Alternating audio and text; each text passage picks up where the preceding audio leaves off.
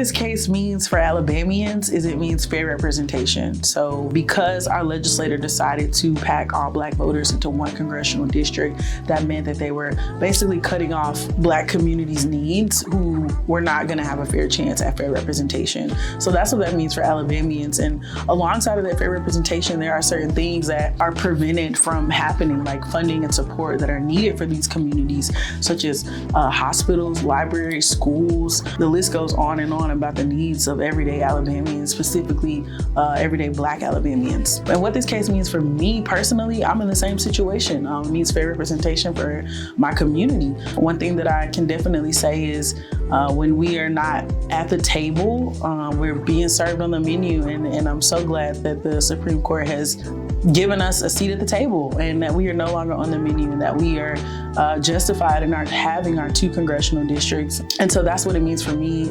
and Alabamians. My name is Shalila Dowdy. I'm from Mobile, Alabama, and I am a plaintiff in the Allen versus Milligan U.S. Supreme Court case. I represent the 1st Congressional District of Alabama, and it's been an emotional experience being a part of basically fighting for Black voting political power within Alabama. So the Supreme Court decision came down and I found out about the ruling a little after 9 Central Time. And ironically on this day, I actually slept in and I'm normally up early, but one of our attorneys called and gave me the good news. So I was excited to hear that. I was surprised just given the way that previous decisions have been decided upon from this court. I was surprised because I had the mindset that we were going to be in this fight for the long run. But I'm happy with the news. I'm happy for Black voters in Alabama. I'm happy for Black people across the South because this isn't just a win for Black Alabamians.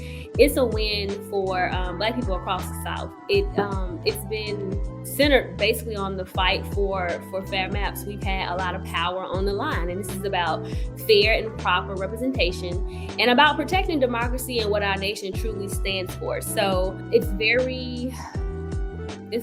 weird trying to describe how I feel because we're still waiting on the maps to be drawn. There's still work to be due. There's still good trouble to get into. But right now, for today, I say congratulations to those in Alabama who've just been a part of this. It just hasn't been the plaintiff.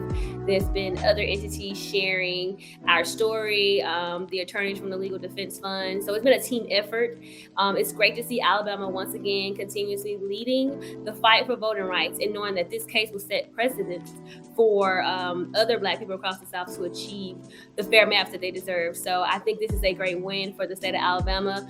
I don't want to say it's a once in a lifetime win. It feels like that. That's what it feels like right now. But I want to have faith that the way that our Constitution is written and those who are being willing to stand up and advocate will continue. The fight will go on. And for today, we celebrate this win in the great state of Alabama. Well, I was at home. Actually, I was just in coming out of the bathroom, and Duell Ross called me from LDF, and he said, "Have you heard the good news?" I said, "No." And he said, we won.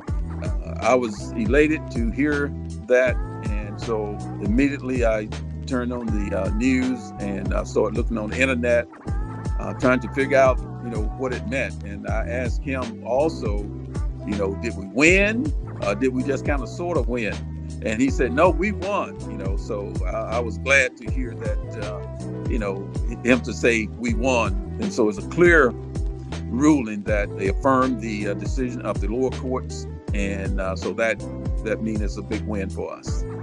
My name is Letitia Daniels Jackson, and I am the convener of the South Alabama Black Women's Roundtable and the president and CEO of Tandeka LLC.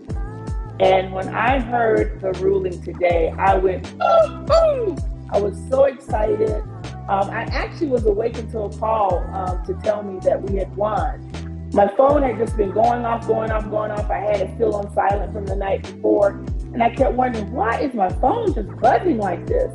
And I saw that I had missed a call from Brittany Carter with Legal Defense Fund. And I was like, ooh, wonder why she's calling. So I called her back right away. And she said, we won. And I was like, oh, wow, woo, woo. And just excited and relieved, very, very relieved. To be honest with you, though, I expected it. I have been one of the few, I think, that have been eternally optimistic, primarily because I didn't think we had the luxury to be pessimistic, because the alternative would have been devastating, not only to democracy, but to Black voters and Black voter power in this country, not just in Alabama, but across the country.